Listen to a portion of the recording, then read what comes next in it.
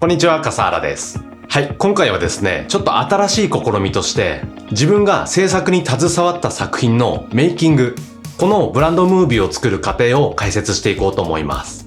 今流れているこのブランドムービーなんですが、企業のブランドムービー、いわゆる会社のイメージを伝えるためのムービーになってます。今回はこのムービーの企画から撮影、編集までどういった過程で一つの作品が出来上がっていくのか、最初から順を追ってメイキングを紹介していこうと思います。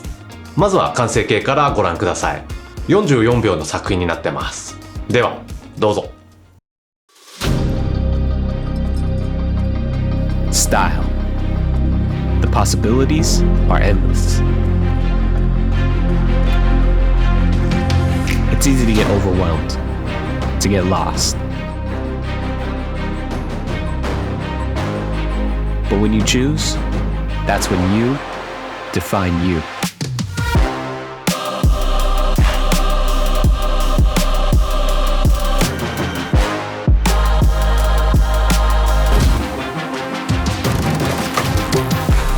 Style? Style is a choice.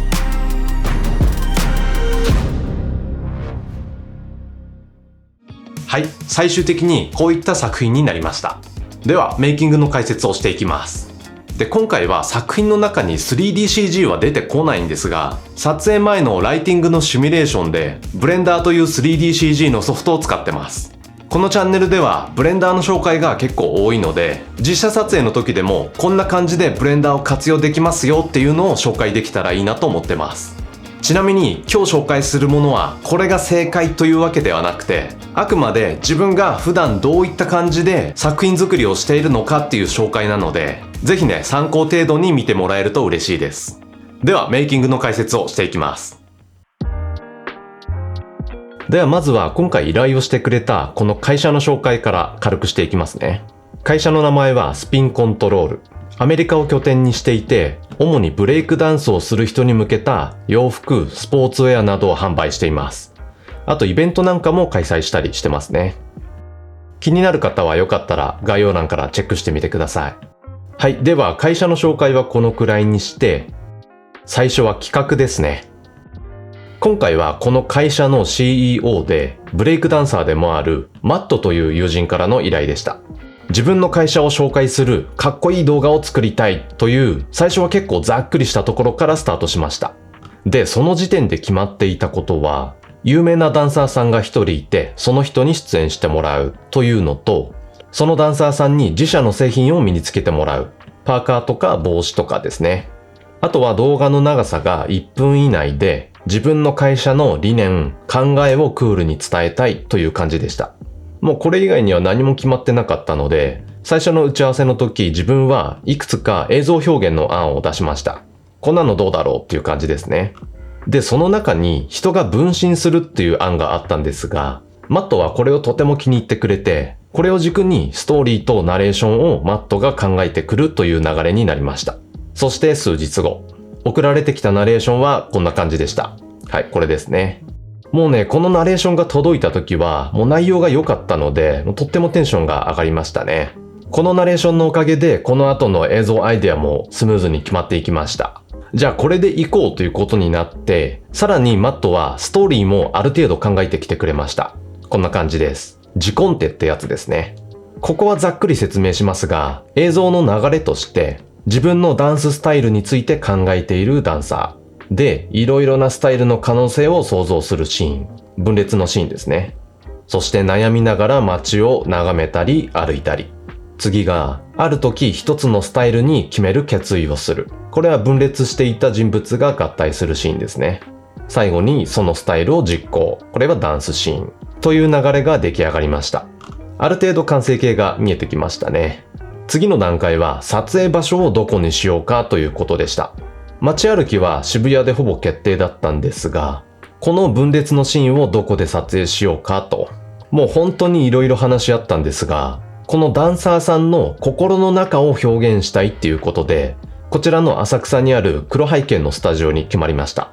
グリーンバックで撮影して後から黒背景にするという選択肢もあったんですが、理由として合成感を出したくないっていうのと、なんとなくアナログな世界観がいいなっていう感じでこのスタジオに決めました。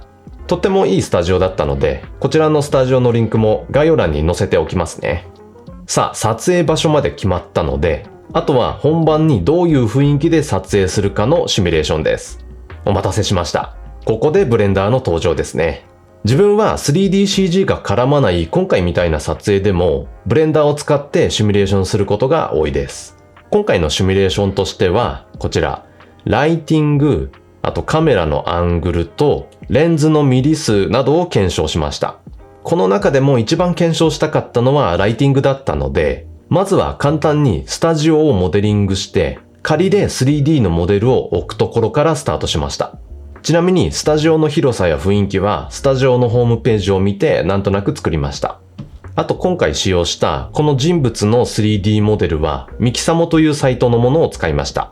このサイトはこういった感じでいろんな 3D キャラクターのモデルと、あと動きのアクションも豊富にあるので、こういったシミュレーションしたい時などにもとてもおすすめです。概要欄に載せておきますね。で、ライトは本当に色々なパターンを検証したんですが、最終的に天井から一つだけ照らすのが一番かっこよく見えたので、今回はライトは一つだけという結論になりました。ちなみにライトの種類は面光源がいいのかなという検証結果でした。こっちは点光源で、そしてこちらが面光源。面光源の方が光が柔らかくていい感じになりそうだなという結果でした。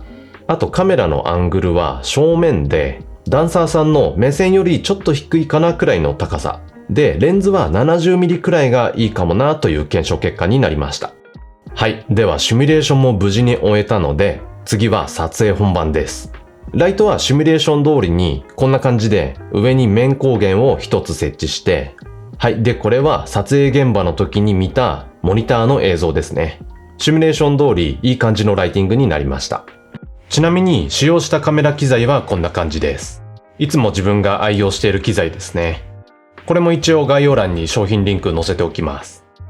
あと今回 60fps で撮影したんですが、これは完成形でスローモーションにするためですね。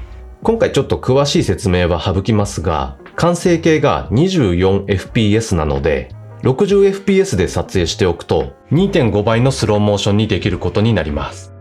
はい、じゃあここから分身用の素材をたくさん撮影していきます。真ん中から上に飛んでもらったり、横に飛んでもらったり。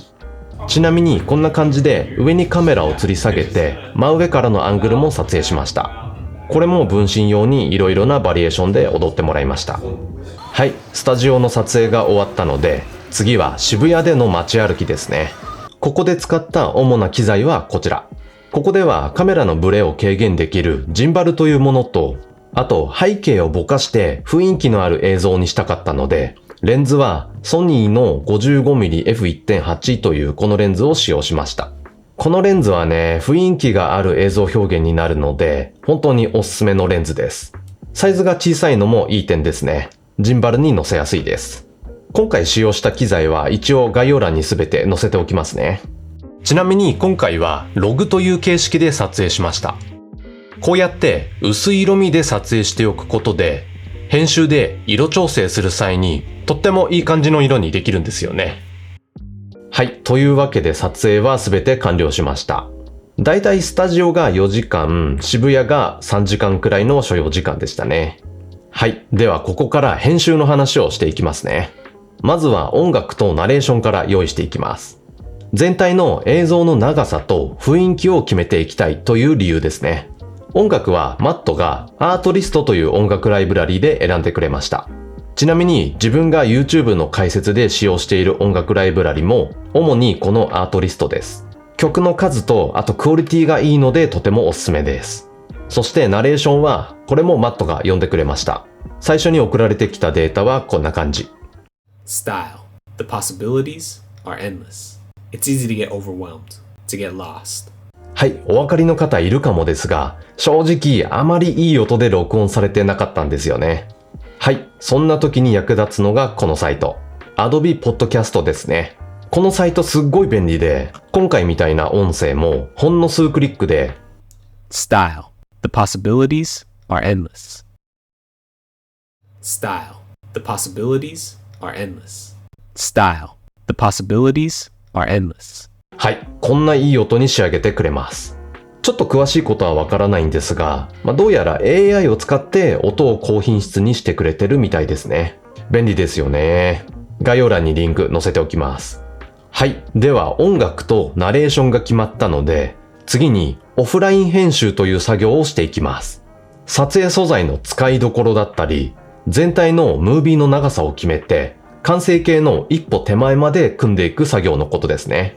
今回はオフライン編集に DaVinci Resolve というソフトを使いました。理由としては、プレビューがとにかく早くて軽いっていうのと、あとこの DaVinci Resolve っていうソフトは色調整に特化したソフトでもあるので、完成形の色を大体決めたいっていうのもありました。あとは黒背景のこのシーンなんですが、結構感度を上げてしまったせいで、ノイズが多くなってしまったので、そのノイズを除去したいっていう理由もありました。この DaVinci Resolve 本当に使いやすくて便利なんですよね。無料版でも編集するだけなら十分な機能を搭載しているので、とてもおすすめです。では音楽とナレーション、撮影素材を編集して、最初に出来上がったラフバージョンはこんな感じでした。Style. The possibilities are endless. It's easy to get overwhelmed, to get lost. But when you choose, that's when you define you.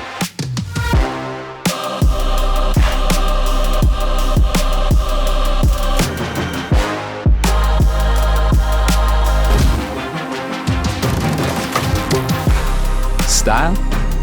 Style is a choice.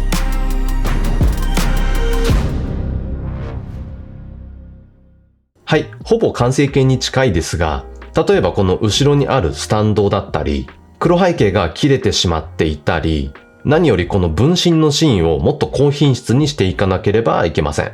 はい、ではオフライン編集が終わったので、次はオンライン編集です。本編集とか言ったりもしますね。オンライン編集は今回は Adobe の After Effects を使うことにしました。理由としては細かい合成作業をしたいっていうのと、スローモーションを綺麗にしたい。で、あとは何より使い慣れてるソフトだったっていうことですね。では After Effects ではどんな作業をしていったのか紹介していきますね。まずは映って欲しくなかったものや人を消していくバレ消しという作業ですね。今回は主にこういったスタンドを消したり、黒背景を増やしたり、街の中の人などを消していく作業をしました。ちょっと地味な作業なんですが、これをすることによって完成形の質がぐっと上がるんですよね。今回は細かい作業手順などは省略しますね。はい。ではバレ消しも終わったので、次はメインのこの分裂するシーンを合成していきます。やることとしてはすごい単純で、このダンサー6人分をくり抜いていく作業になります。ただこのくり抜く作業って地味に時間がめちゃくちゃかかるんですよね。で、今回は自分がちょっと時間がなかったので、この作業だけ別の方にお願いしました。この方ですね。本当にありがとうございました。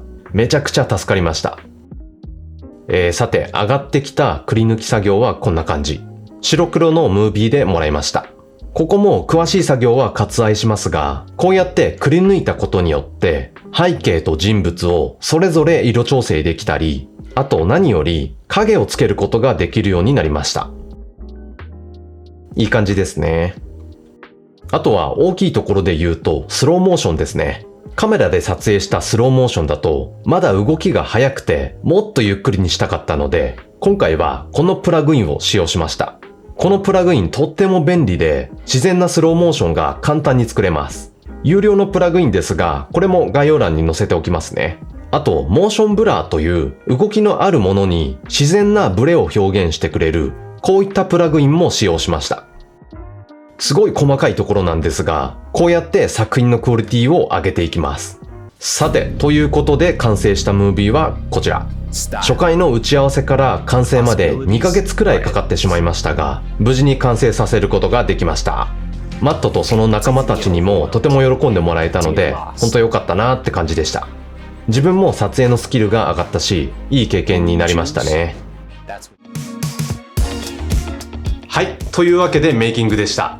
今回は初めて自分の仕事の裏側という感じで紹介させてもらいましたが、いかがだったでしょうか？ブレンダーはこういった活用方法もありますよというのが伝わればいいなと思ってこの動画を作りました。ちょっとね、需要があるかどうかはわかりませんが、今回みたいなこういったメイキング、今後も見てみたいよっていう方がいたら、ぜひコメント欄で教えてもらえると嬉しいです。このチャンネルではこういった感じで CG のお役立ち情報を発信しています。この動画が少しでも役に立ったなって思ってもらえたら、ぜひ高評価、チャンネル登録の方よろしくお願いします。ではまた次の動画でお会いしましょう。ではまた。